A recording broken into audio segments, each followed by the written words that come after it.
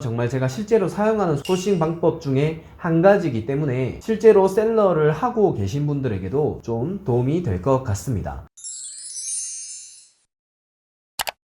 네, 안녕하세요. 통솔입니다. 지금까지 올린 영상에서 상품을 아직 올려보지 않으신 분들은 상품을 바로바로 한번 올리는 거에 익숙해져라 라고 말씀을 드렸습니다. 자, 근데 그런 영상을 올렸더니 아니 어떤 상품을 올려야 될지 모르겠다는 분들이 계셔서 제가 이번 영상에서는 상품을 소싱을 하고 그리고 그 소싱을 한 상품을 판매할 때 어떤 점을 체크해서 마진을 계산하는지에 대해서 설명을 드리겠습니다. 그리고 이번 영상은 어떻게 보면 정말 제가 실제로 사용하는 소싱 방법 중에 한 가지이기 때문에 실제로 셀러를 하고 계신 분들에게도 좀 도움이 될 것 같습니다. 제가 평소에 객단가를 높여서 많이 상품을 올리세요 라고 말씀을 드립니다. 자, 객단가라는 의미는 상품을 하나 팔았을 때 한 건당 평균적으로 얼마짜리 상품이 팔리는지를 보통 객단가라고 표현을 합니다. 저 같은 경우는 평균 16만원 정도의 객단가가 나오는데요. 매출이 좀 높은 분들은 객단가가 막 30만원으로 이루어진 분들도 상당히 많이 있어요. 자, 객단가가 높으면 어떤 게 좋냐면요, 3만원짜리 평균적으로 판매하는 마켓이 있다고 쳐볼게요. 그 하루에 평균 3만원짜리 물건을 팔고 있는 이 마켓은 하루에 50건 정도를 주문을 받아야 일매출 150만원이 나오고요. 그러면 한 달로 치면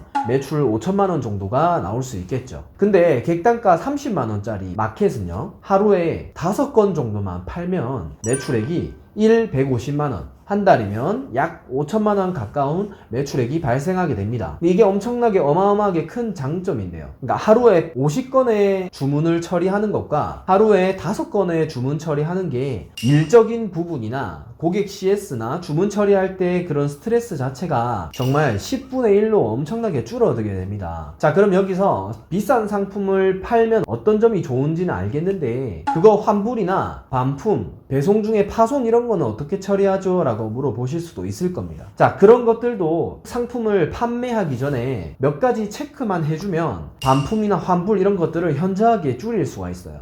파손을 완전히 막을 수 있는 그런 방법도 제가 오늘 설명을 해드리도록 하겠습니다. 자, 우선 그런 비싼 상품들을 어떻게 처음에 소싱을 해야 되는지에 대해서 한번 다루어 보도록 할게요. 자, 화면을 보면서 설명을 해드리겠습니다. 자, 먼저 네이버 쇼핑에서요, 내가 팔고 싶은 그런 큰 카테고리 정도는 생각을 하시는 게 좋을 것 같아요. 이제 날씨도 가을이 되고 코로나 이런 것 때문에 밖으로 캠핑을 많이 가다 보니까 저는 캠핑을 한번 쳐보도록 할게요. 자, 차박 캠핑을 먼저 쳐보시고요. 자, 여기서 상품이 정말로 많을 겁니다. 여기서 찾기가 힘드니까 여기에 객단가를 설정해 주는 게 있어요. 24만원에서 36만원, 또는 여기에다가 내가 10만원에서 100만원짜리 평균적으로 가격 형성되는 걸 보고 싶다면 이렇게 설정을 해주시면 됩니다. 우선 저는 여기에 설정된 걸로 한번 들어가 볼게요. 24만원에서 36만원짜리 상품만 보여줘 라고 클릭을 합니다. 자, 그렇게 보고, 자, 여기서 여러가지 상품이 나오는데 여기서 첫 번째로 저는 뭘 보냐면요, 카테고리 전체 상품이 38,000개가 있고요, 그리고 해외 직구는 23,000개가 있습니다. 비율 자체가 엄청나게 해외 직구 비율이 높죠. 판매자를 뜻하는 건데 어쨌든 수요자가 어느 정도 있으므로 해외 직구 비율이 높은 거예요. 자, 그리고 아이폰을 한번 쳐보겠습니다. 자, 아이폰 케이스 같은 거를 쳐볼게요. 아이폰 케이스 이런 걸 쳐보면 해외 직구 비율이 훨씬 낮은 걸 볼 수 있죠. 전체 비율에 비해서 해외 직구가 상당히 낮습니다. 자, 이런 거는 일반 판매자들이랑 경쟁이 정말 치열한 거예요.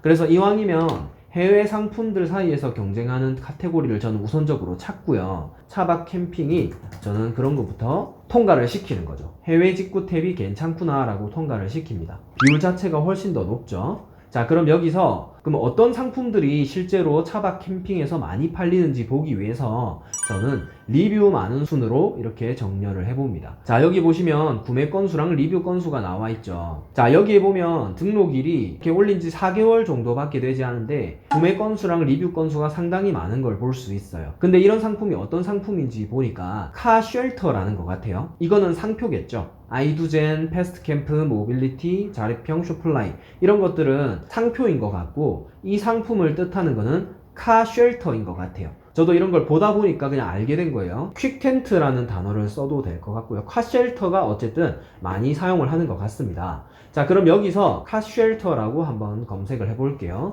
자, 그러면 이런 상품들이 평균적으로 그냥 딱 봐도 34만원, 16만원, 객단가 높은 걸 볼 수가 있죠. 23만원, 47만원 이런 식으로 형성이 됩니다.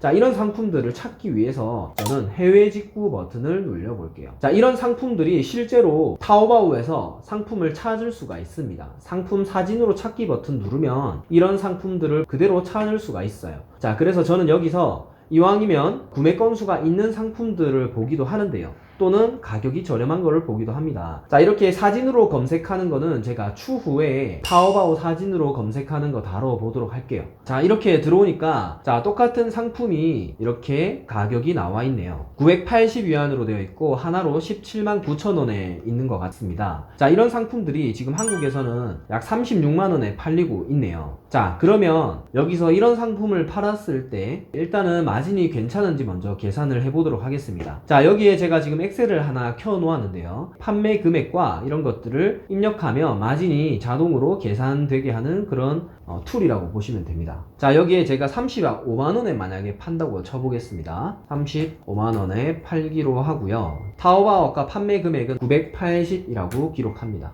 이게 18만원이라는 원가라고 나오죠. 배대지 배송비는 대충 무게랑 사이즈랑 이런 거 보고 기록을 하셔야 되는데 제가 대략 35,000원이라고 기록을 하겠습니다. 자, 그리고 마켓 수수료는 네이버 스마트 스토어는 6%고 다른 마켓은 보통 12, 3% 정도 잡으시면 계산이 어느 정도 나온다고 보시면 될 것 같아요. 자, 이렇게 했을 때 이 상품을 팔았을 때는 약 마진율이 29%, 그러니까 하나 팔았을 때 10만원 정도가 남겠구나 라고 생각을 하시면 됩니다. 자, 실제로 이런 카쉘터가 이제 풀로 된 브랜드 제품은 40만원이 넘고 50만원 정도 이렇게 보통 거래가 되고 있는데 이게 중국 구매 대행은 가격이 저렴하기 때문에 실제로 브랜드 제품을 찾는 분도 계시지만 좀 가성비 좋은 그런 상품을 직구로 하시는 분들도 또 수요가 존재해요. 그래서 그런 식으로 수요를 확인하고 조금 더 저렴하고 가성비 있는 상품들을 까는 전략도 참고를 하시면 될 것 같아요. 자, 그러면 카쉘터라는 상품을 여기에 타오바오에서 찾았는데요. 카쉘터가 이거 하나밖에 있는 게 아니에요.